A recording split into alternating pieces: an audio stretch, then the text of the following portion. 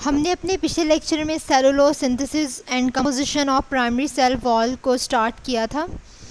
तो उसमें हमने सेलुलोज सिंथेसिस को तो डिस्कस कर लिया था और हमने जो सेल वॉल है उसकी इम्पोर्टेंस देख ली थी और हमने जो है मैट्रिक्स को भी डिस्कस कर लिया था। तो अब हम प्राइमरी सेल वॉल को आज डिटेल में डिस्कस करेंगे। तो आज हम primary cell wall part B जो है इसको स्टडी करते हैं कि इसके पार्ट बी में यानी कि प्राइमरी सेल वॉल की फर्दर जो डिटेल है वो क्या क्या है, उसमें कौन कौन सी चीज़ें इन्वॉल्व हैं। तो हमने बात की थी मैट्रिक्स पॉलीमर्स की, ठीक है। तो अब हम इसको डिटेल में पढ़ लेते हैं। What is the matrix polymers? Matrix polymers are synthesized in the Golgi and secreted in the vesicles. तो मैट्रिक्स पॉलीमर जो है ये गोल्जी बॉडीज़ में सिंथेसाइज्ड होते हैं और फिर ये क्या होता है कि ये सिक्रीट हो जाते हैं in the form of the vesicles. जैसे कि ये आपको डायग्राम नज़र आ रही है, ठीक है। इस डायग्राम में अब हम देखते हैं कि ये गोल्जी बॉडीज़ हैं। यहाँ पर हम कहते हैं क्या है कि ये गोल्जी बॉडीज़ हैं। यहाँ पर ये रफ एंडोप्लाज्मिक रेटिकुलम के बाद गोल्जी बॉडीज़ हैं। अब गोल्जी बॉडीज़ में क्या होता है कि ये वेसिकल्स जो हैं ये गोल्जी बॉडी से जो है एक्सपोर्ट होते हैं, ठीक है। इनको हम मैट्रिक्स पॉलीसेकेराइड कह रहे हैं। ये जो मैट्रिक्स पॉलीसेकेराइड है ये फिर एम्बेडेड हो जाते हैं किस में? प्लाज्मा मेम्ब्रेन में। सेल वॉल की जो प्लाज्मा मेम्ब्रेन है उसमें ये जो वेसिकल्स हैं, ठीक है, जो यहाँ से गोल्जी बॉडी से सिक्रीट हुए हैं, ठीक है, उनको हम मैट्रिक्स पॉलीसेकेराइड बोलते हैं और फिर ये प्लाज्मा मेम्ब्रेन में एम्बेडेड हो जाते हैं। तो इस तरह ये गोल्जी बॉडी से निकल के नेक्स्ट प्लाज्मा मेम्ब्रेन है उसमें ट्रांसपोर्ट हो जाते हैं। तो पूरा प्रोसेस इस तरह होता है। अब structural components of primary cell wall की अगर बात करें कि इसके स्ट्रक्चर में जो सेल वॉल है, प्राइमरी सेल वॉल की हम बात कर रहे हैं क्योंकि हमारी कोर्स आउटलाइन में प्राइमरी सेल वॉल है, तो हम प्राइमरी सेल वॉल के स्ट्रक्चरल कंपोनेंट्स को डिस्कस करते हैं। तो प्राइमरी सेल वॉल्स में क्या होता है कि cellulose microfibrils are coated with hemicellulose such as xyloglucan. अब सेलुलोज माइक्रोफिब्रिल को तो हम पढ़ चुके हैं। सेलुलोज माइक्रोफिब्रिल में हेमी सेलुलोज भी जो है वो मौजूद होते हैं। उसके अलावा pectins form an interlocking matrix gel perhaps interacting structural proteins. उसके अलावा कुछ पेक्टिन्स भी मौजूद होती हैं और वो इंटरेक्ट भी होती हैं कुछ स्ट्रक्चरल प्रोटीन्स के साथ। तो अब हम इसको एक डायग्राम की मदद से समझ लेते हैं। अब ये हमारे पास एक स्ट्रक्चरल प्राइमरी सेल वॉल की डायग्राम है। तो इसमें हम देख लेते हैं कि structural component of primary cell wall कौन कौन से हैं। अब यहाँ पे क्या है, ये हमारे पास सेलुलोज माइक्रोफिब्रिल है और हमने बात की थी कि हेमी सेलुलोज भी इसमें मौजूद है और ये यहाँ पर भी देखें ये हेमी सेलुलोज जो है वो इसमें एम्बेडेड हुए में इसके साथ ही मौजूद हैं। किसके साथ?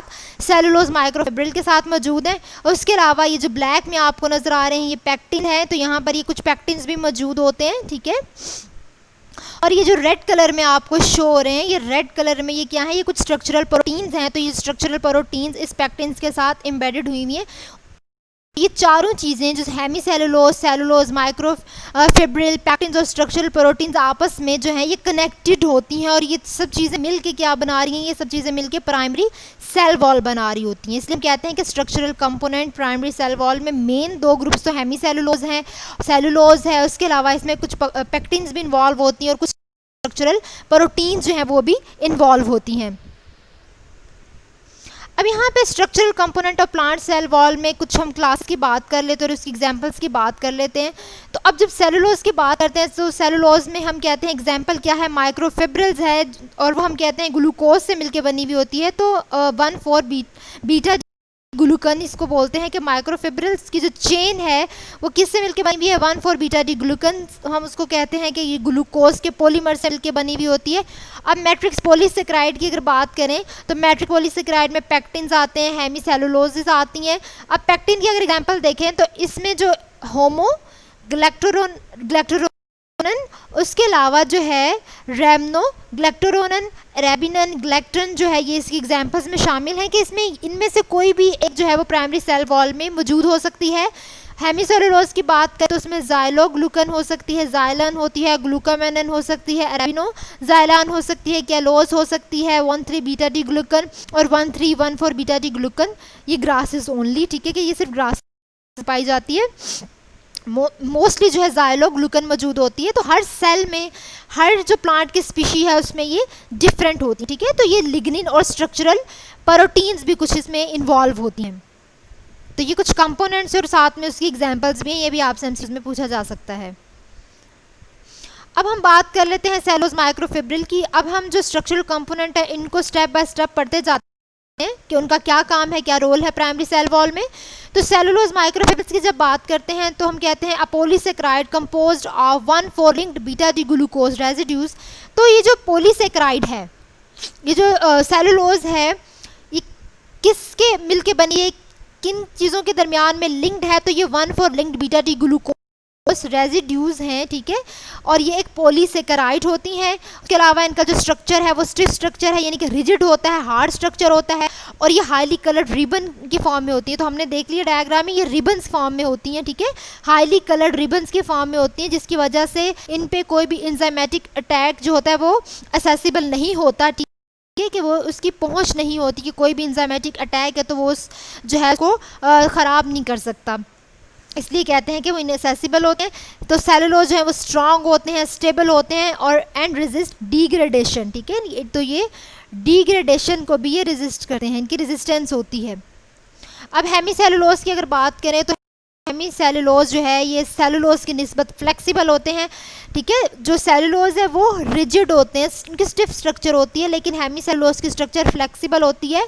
उसके अलावा जो है ये हमने बात की थी कि ये बाइंड हुए हुए होते हैं सेलुलोज की सरफेस पे, जो कि हमने डायग्राम में देख लिया है। सेलुलोज माइक्रोफिब्रिल्स के साथ ये बाइंड हुए होते हैं, और ठीक, और ये इनका काम क्या होता है कि वो जो सेलुलोज माइक्रोफिब्रिल्स हैं उनके दरमियान में कोहेसिव नेटवर्क बना देते हैं कि उन सेलुलोज माइक्रोफिब्रिल्स को आपस में ये जोड़े रखते हैं, ठीक है। जैसे कि act as a slippery coating to prevent direct microfibril contact. तो इनकी वजह से डायरेक्ट जो है माइक्रोफिब्रिल का जो कांटेक्ट है उनके दरमियान में कांटेक्ट होता है, तो ये इस कांटेक्ट को प्रिवेंट करने का भी काम करते हैं। उसके अलावा हेमीसेलुलोज को क्रॉस लिंकी ग्लूकन्स भी कहते हैं, ठीक है। पहले इसको क्रॉस लिंकी ग्लूकन्स का नाम दिया गया, लेकिन अब इसको हेमीसेलुलोज का नाम दिया गया है, और इसमें बहुत ज़्यादा different kinds of polysaccharides involve होते हैं, ठीक है। The predominant hemicellulose in many primary wall is ज़ाइलोग्लूकन।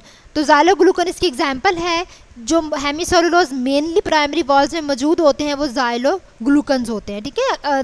Different plants में डिपेंड करता है कि कौन सी जो है इसकी एग्जाम्पल होगी। अब पेक्टिन्स की बात करते हैं तो पेक्टिन्स में क्या होता है कि it forms a hydrated gel phase in which the cellulose hemicellulose network is embedded. अब पेक्टिन्स की बात करें तो ये एक जेल लाइक मटेरियल होता है, एक स्टिकी सा मटेरियल होता है, जिसकी वजह से जो सेलुलोज और हेमीसेलुलोज हैं वो उसमें एम्बेडेड हुए होते हैं स्टिकी मटेरियल की वजह से। उसके अलावा ये हाइड्रोफिलिक फिलर का भी काम करता है। हाइड्रोफिलिक की अगर बात करें तो हम कहते हैं वाटर लविंग, क्योंकि एक स्टिकी मटेरियल होता है, ठीक है। तो ये हाइड्रोफिलिक फिलर का भी काम करता है। उसके अलावा it prevent aggregation and collapse of the cellulose network.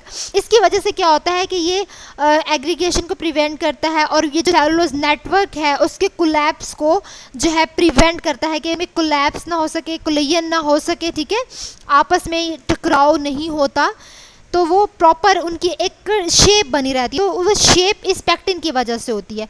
And it determine the porosity of the cell walls to macromolecules. अब पोरोसिटी हम कहते हैं पोरस, पोरोसिटी का मतलब होता है पोरस। तो सेल वॉल जो है ये यानी कि पोरस होती है कि किस चीज़ ने उसमें दाखिल होना है, किस चीज़ ने उसमें से निकलना है, तो ये सारी चीज़ें पेक्टिन डिटरमाइन करती है। इसमें भी different kinds of polysaccharides involve होते हैं। अब स्ट्रक्चरल प्रोटीन्स की अगर बात करें तो स्ट्रक्चरल प्रोटीन्स में the role of what structural protein is uncertain. तो स्ट्रक्चरल प्रोटीन का जो रोल है वो अभी तक इतना वेल डेवलप नहीं है, पूरी तरह से डेवलप नहीं है, ठीक है। लेकिन अभी तक इतना पता है कि ये मैकेनिकल स्ट्रेंथ प्रोवाइड करती है प्लांट की वॉल को। उसके अलावा जो है बाकी जो हम कहते हैं पेक्टिन है, हेमीसेलुलोज है और सेलुलोज है, उन तमाम कंपोनेंट्स को ये असिस्ट करती है, उनमें उनकी ये हेल्प करने का काम करती है। अब हम इनकी प्रोपोर्शंस देख लेते हैं on the base of the dry weight, ठीक है, कि इनकी परसेंटेज एक प्लांट की वॉल में इनकी कितनी परसेंटेज होती है। तो सेलुलो ये बहुत इंपॉर्टेंट है कि आप एमसीक्यूज़ में, ऑब्जेक्टिव में, शॉर्ट फॉर्म में भी पूछी जा सकती हैं चीज़ें, ठीक है, फिल इन द ब्लैंक्स भी पूछी जा सकती हैं। सेलुलोज की अगर बात करें तो 25% होती है, hemicellulose 25%, pectin 35%, structural protein 1 to 8%। तो ये हम स्ट्रक्चरल कंपोनेंट्स देख रहे हैं कि उनकी प्राइमरी सेल वॉल में on the basis of the dry weight कितनी प्रोपोर्शन है, कितनी परसेंटेज है।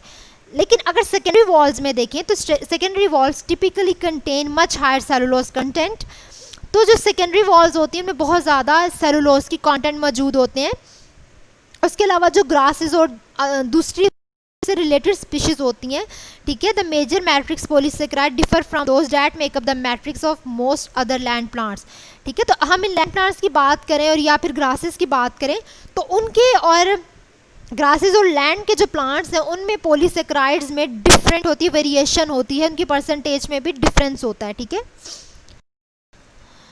कुछ और इम्पोर्टेंट पॉइंट्स हैं कि प्राइमरी सेल वॉल जो है इसमें 75 to 80% वाटर भी इन्वॉल्व होता है, ठीक है। वाटर तो जाहिर सी बात है, अगर एक प्लांट को वाटर नहीं मिलेगा तो वो कैसे ग्रो करेगा, तो इसलिए प्लांट में वाटर जो है ये तो बहुत इंपॉर्टेंट कंटेंट है, ठीक है। The hydration state of the matrix is an important determinant of the physical properties of the wall. तो ये जो हाइड्रेशन स्टेट है, हम वाटर अगर बात करते हैं कि हाइड्रेशन स्टेट है वो भी एक वॉल फिजिकल प्रॉपर्टीज़ के लिए बहुत ज़्यादा इम्पोर्टेंट होती है। अगर तो उस पानी को वहाँ से रिमूव कर दिया जाए तो वो क्या कर देती है, उस वॉल को स्टिफ कर देती है, लेस एक्सटेंसिबल कर देती है, कि उसकी वजह से वो जो वॉल है वो बहुत ज़्यादा हार्ड हो जाती है, ठीक है, बहुत ज़्यादा रिजिड हो जाती है, फ्लेक्सिबल नहीं रहती। तो इसलिए पानी जो बहुत ज़्यादा ज़रूरी होता है। स्टिफनिंग इफेक्ट ऑफ डिहाइड्रेशन में play a role in growth inhibition by water deficits. तो ये जो स्टिफनिंग है, ये जो हार्ड हो जाता है प्लांट, इसकी वजह से जो प्लांट है उसकी ग्रोथ में इफ़ेक्ट होता है, उसकी ग्रोथ जो है वो रुक जाती है। इसलिए कहते हैं कि अगर पानी ना दिया जाए पौधों को तो उसकी ग्रोथ नहीं होती, तो पौधे जो है वो ख़राब होना शुरू हो जाते हैं। तो पानी जो है वो पौधों के लिए बहुत ज़्यादा ज़रूरी होता है।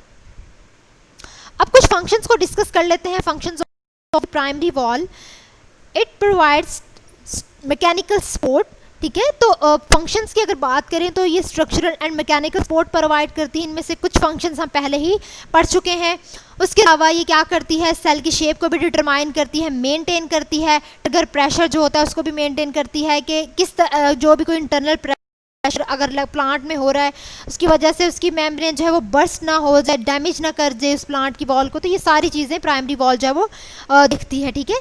उसके अलावा ये control rate and direction of growth को भी कंट्रोल करती है। उसके अलावा जो रिस्पॉन्सिबल है प्लांट के आर्किटेक्चर की, कि प्लांट की मॉर्फोजेनेसिस क्या होगी, प्लांट की शेप क्या होगी। उसके अलावा जो है एपोप्लास्ट पाथवे की बात करें तो उसको भी रेगुलेट करती है। एपोप्लास्ट हम कहते हैं, जैसे आपने सिम्प्लास्ट एपोप्लास्ट जो है पाथवेज पढ़े हुए होंगे, तो एपोप्लास्ट जो है वो सेल वॉल के थ्रू होता है, ठीक है। तो मूवमेंट जो सेल वॉल के थ्रू हो रही होती है उसको हम एपोप्लास्ट कहते हैं। तो उसको भी ये मेंटेन करती है, रेगुलेट करती है। इसके अलावा पैथोजेंस, माइक्रो ऑर्गेनिजम्स, डिहाइड्रेशन और इन्वायरमेंटल फैक्टर जैसे सूरज की रोशनी वगैरह, जो भी कोई हीट बर्न्स हैं, उन सारी चीज़ों से भी ये उसको महफूज रखती है। क्योंकि एक प्राइमरी वॉल्व है, इसकी पहली जो लेयर होती है वो प्राइमरी वॉल्व है, तो वो सारी चीज़ें जाहिर सी बात है उस पर सबसे पहले आके अटैक करती हैं। तो ये प्राइमरी वॉल्व बहुत ज़्यादा इंपॉर्टेंट रोल प्ले करती है इन सारी चीज़ों से निपटने कि वो किस तरह उनको हैंडल कर सकती है।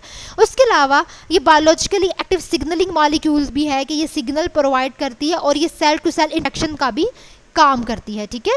तो ये सेल टू सेल इंटरेक्शन का भी काम करती है। तो आज के लेक्चर में हमने जो है वो देख लिया है कि हमने कंप्लीट सेलुलोज की सिंथेसिस हमारी कंप्लीट हो गई और प्राइमरी सेल वॉल जो है ये भी आज हमारा कंप्लीट हो गया है।